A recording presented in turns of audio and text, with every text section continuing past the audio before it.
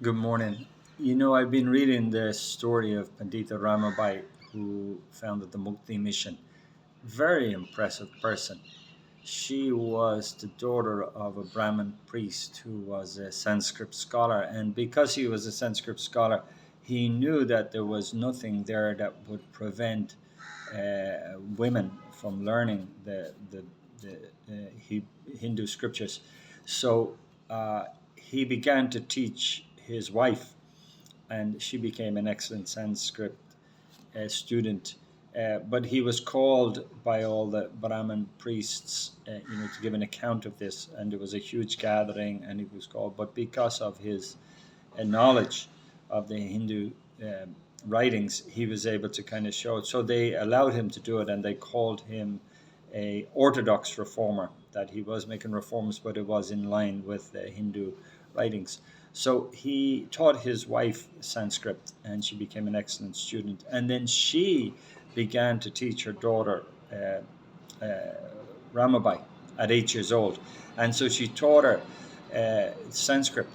And but she became an excellent student, and the father's methods were quite vigorous, and he really wanted to memorize. So she had memorized dictionaries, grammars, Sanskrit grammars, and listen to this: 18,000 verses of the Vedas. I think was it the Vedas are.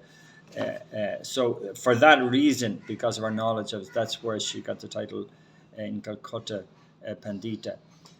But this is what is remarkable about it, is her knowledge of the Sanskrit, and then her great knowledge of the Hindu writings really made her understand it in a thorough way.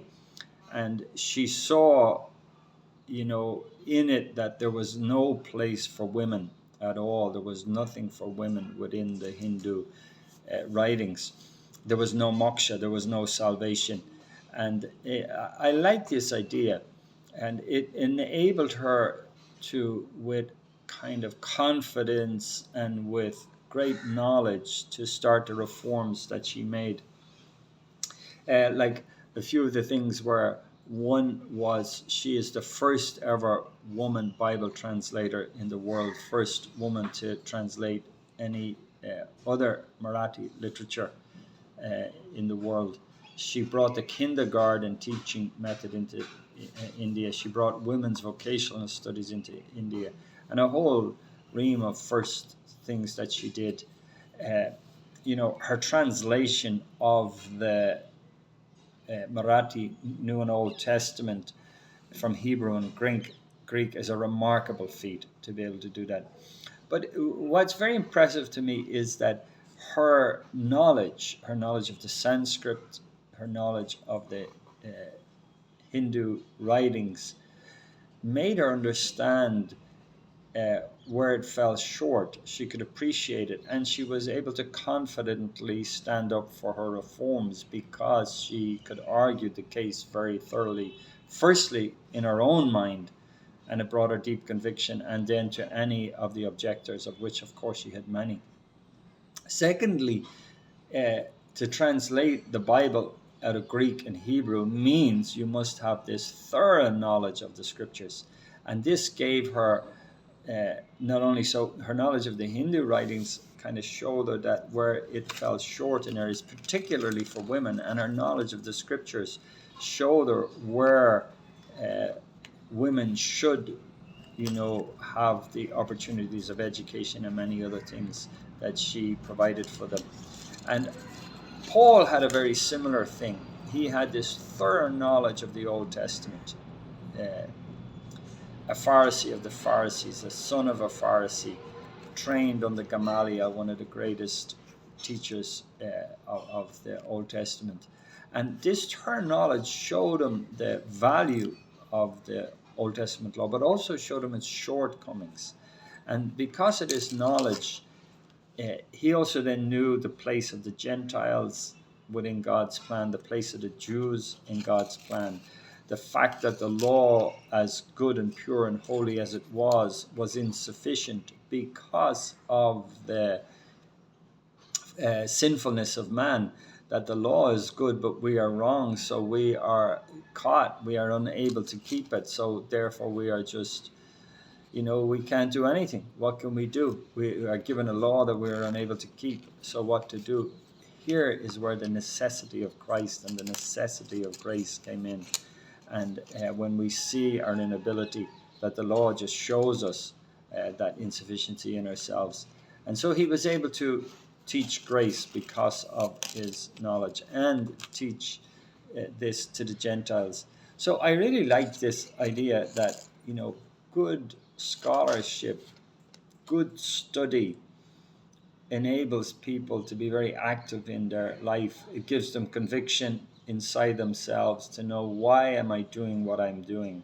Why am I laboring the way I'm laboring? Paul labored more abundantly than all the apostles. He took hardship that is, very few in any walk of life over all the centuries have taken the sort of form of hardship he has taken. But he took it because he had this knowledge, and he was well equipped, and he was able to do what he do what he did. So I just like the idea that it gave him deep conviction into what he was doing, and it enabled him to thoroughly answer the objections of the many people who constantly went against him his whole life. And so this is good for us. What phrase was I saying there the other day was, the more you know, the more you go, and the more you go, the more you know. And what I mean by that, the more you know, like Paul knew, it made him go out into the Gentile world and out into the place where he preached the gospel of grace. But as he did that and saw the results that God brought, he then began to see those things in the scriptures. It gave him greater insight into the scriptures. The more you know, the more you go, and the more you go, the more you know. And it's a simple principle. It's kind of basically in all so many professions. In medicine, a doctor learns his study, but he must be also in the hospitals seeing it practically worked out. And when he practically sees surgery taking place, when he goes back to his books, all those words now really make greater sense to him. And then when he studies deeply in his books, and then he goes into the operating theater and he sees those things, he understands it because he has studied it. And so, this is true in motor mechanics. It is true in most practical things, and it is true in the work of God, which I just love how Pandita Ramabai knew so much, and because she knew so much, she did so much. Okay, so God bless you. Have a good day.